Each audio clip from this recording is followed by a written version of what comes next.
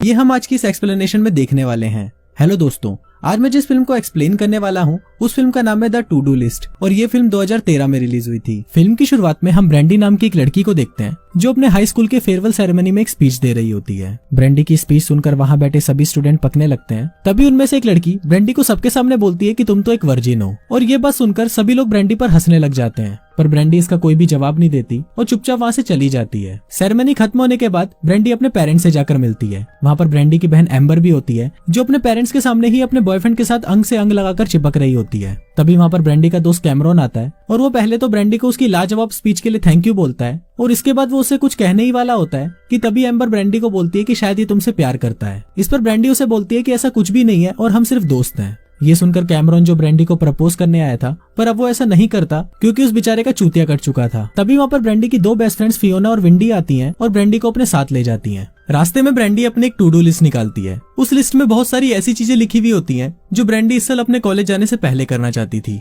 इसके बाद वो तीनों एक पार्टी में जाते हैं। पार्टी में ब्रेंडी को बिल्कुल भी अच्छा नहीं लग रहा होता, इसलिए वो अपने दोस्तों को वापस घर जाने के लिए बोलती है। ब्रेंडी वहाँ से जाने ही लगती है कि तभी उसकी नजर रस्टी नाम के एक सस्ते रॉक स्टार पर पड़ती है जो वहाँ पर गिटार बजा रहा होता है। रस्टी की बॉडी देखकर ब्रेंडी के तन बदन में आग लग जाती है और वो एक शराब की पूरी बोतल पी जाती है। अब ब्रेंडी ने पहली बार शराब पी थी इसलिए उसे बहुत ज्यादा चढ़ जाती है और वो नशे में सबके सामने काफी अजीब हरकतें करने लगती है। वहाँ पर कैमरॉन भी होता है और वो ब्रेंडी को ये सब हरकतें करते हुए देखकर हैरान हो जाता है। इसके बाद ब्रेंडी के फ्रेंड्स उसे आराम करवाने के लिए एक रूम में ले जाते हैं और वहाँ पर उसे एक बेड पर लिटा देते हैं। कुछ देर बाद वहाँ पर रस्टी भी आ जाता है और ब्रेंडी को कोई दूसरी लड़की समझकर उसके साथ चुम्मा चाटी करना शुरू कर देता है। थोड़ी देर तक ये प्रोसेस चलने के बाद जब रस्टी लाइट्स ऑन करता है तो वो देखता है कि ये तो कोई और लड़की है और वो ब्रेंडी को सॉरी बोलकर वहाँ से चला जाता है। अगले दिन इस सब के बारे में ब्रेंडी अपने दोस्तों को बताती है कि कल रात उसने रस्टी को किस किया था। ये सुनकर विंडी बोलती है कि तू पागल हो गई है क्या, तूने रस्टी के साथ गपागप करने का मौका गवा दिया। विंडी बोलती है कि तुम्हें पता है कि रस्टी तो पुरुष ही नहीं है बल्कि महापुरुष है और अगर मैं तुम्हारी जगह होती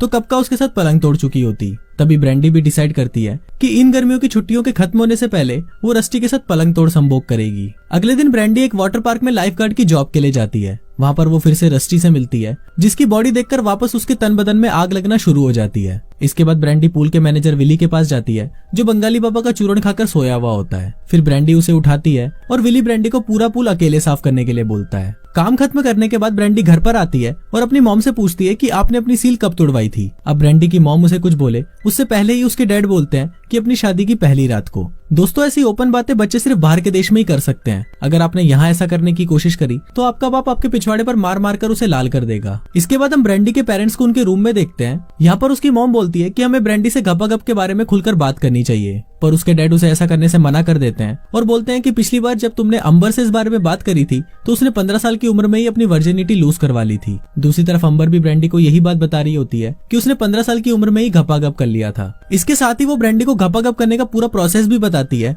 और ब्रेंडी उस इंपॉर्टेंट बात को अपनी डायरी में नोट कर लेती है। अब ब्रेंडी की बढ़ती हुई हवस चरम सीमा पार कर चुकी थी और उसे किसी न किसी के साथ तो गपागप करना ही था। इसलिए उसी रात ब्रेंडी एक टू डू लिस्ट बनाती है जिसमें किस करने से लेकर गपागप करने तक बहुत सारी ऐसी चीजें होती है जो वो हमेशा से करना चाहती थी। अगले दिन ब्रेंडी अपनी लिस्ट अपने दोस्तों को दिखाती है। अब क्योंकि ब्रेंडी एक बहुत पढ़ाकू लड़की थी तो उसकी ये लिस्ट देखकर उसके फ्रेंड्स को यकीन नहीं होता कि ब्रेंडी ये सब भी कर सकती है। अगले दिन वाटर पार्क की ओपनिंग होती है और वहाँ पर बहुत सारे बच्चे भी आए होते हैं। इसी दौरान ब्रेंडी भी रस्टी पर लाइन मारने का ट्राई करती है और तभी कुछ बच्चे आकर ब्रेंडी को पानी में गिरा देते हैं। फिर ब्रेंडी वहाँ से बाहर निकलती है तो तभी वहाँ पर विली आता है और वो भी ब्रेंडी को पानी में गिरा देता है। फाइनली रस्टी उसे बाहर निकालता है पर फिर वो भी उसे पानी में धक्का देकर वहाँ से चला जाता है। शाम को ब्रेंडी विली के पास आती है जो पूल की सफाई कर रहा होता है। फिर ब्रेंडी अपना बदला लेने के लिए विली को पानी में धक्का दे देती है। थोड़ी देर बाद ब्रेंडी देखती है कि विली को तो तैरना ही नहीं आता तो वो तुरंत पानी में कूदती है और विली को बाहर निकालती है। इसके बाद ब्रेंडी विली को ब्लैकमेल करने लगती है और वो बोलती है कि मैं इसके बारे में वाटर पार्क डिपार्टमेंट वालों को सब कुछ बता दूंगी। इस पर विली उसे रिक्वेस्ट करता है कि प्लीज किसी को कुछ मत बताना